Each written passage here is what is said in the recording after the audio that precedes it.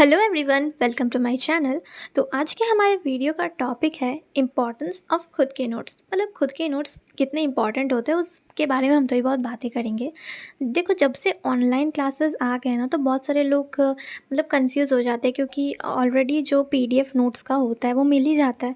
तो क्या करते हैं, बहुत सारे लोग सोचते हैं कि हम फिर से खुद के नोट्स बनाएं, खुद से बनाएं, या फिर वो जो पीडीएफ मिला है उसी का ज़ेरॉक्स निकाल ले, या फिर बहुत सारे लोग अपने नोट्स भी अपलोड करते हैं यहाँ वहाँ पे। तुम्हारे जो टॉपर्स होते हैं वो यहाँ वहाँ नोट्स अपने देते हैं। तो तुम सोचते हो कि हम वही नोट्स ले लें या फिर खुद से नोट्स बनाएं, क्योंकि खुद के नोट्स बनाने में बहुत सारे लोगों को लगता है कि उनका टाइम वेस्ट हो जाएगा, टाइम कंज्यूमिंग होता है।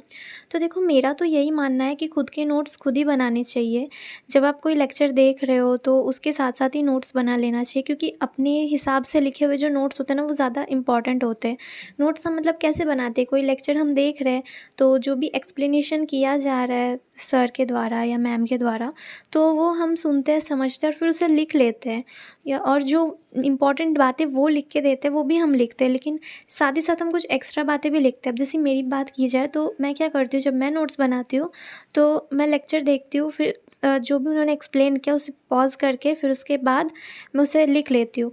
अब जो सर ने इंपॉर्टेंट लाइंस लिखे वो भी नोट डाउन करती हूँ, और उसके साथ साथ हो सकता है उन्होंने कोई एक ऐसी लाइन बोल दी हो जो बहुत इंपॉर्टेंट है, लेकिन वो मैं बाद में भूल जाऊँगी, लेकिन वो इंपॉर्टेंट लाइन है जो फटाक से क्वेश्चन सॉल्व करने में हेल्प करता है, तो उसे मैं अलग कलर के पेन से लिख लेती हूँ।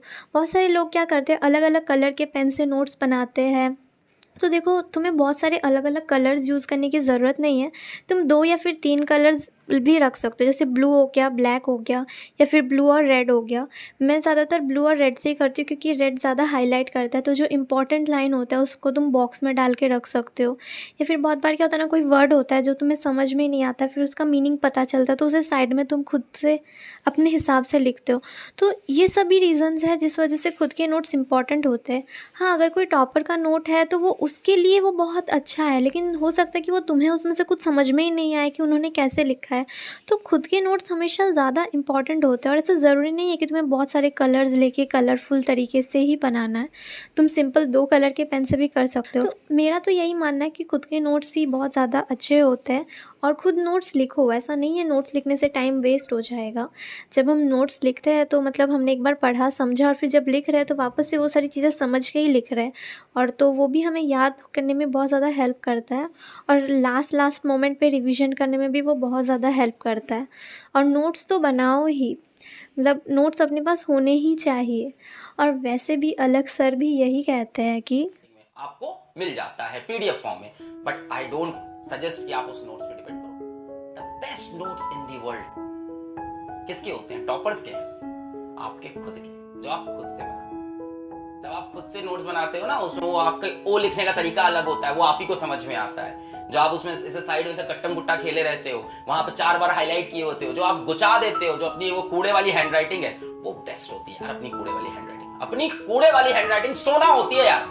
मुझे दूसरे की हैंडराइटिंग नहीं देखनी, मुझे अपनी हैंडराइटिंग में रिवीजन करना है, क्योंकि वो बेस्ट समझ में आती है।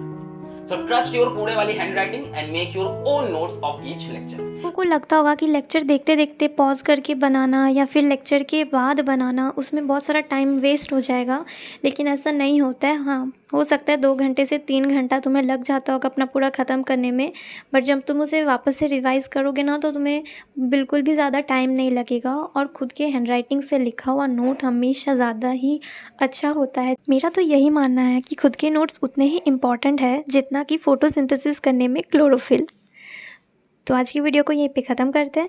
मिलते हैं अगले किसी वीडियो में, तब तक अपना ख्याल रखना और खुद के नोट्स बनाकर ही पढ़ते रहना। Thanks for watching.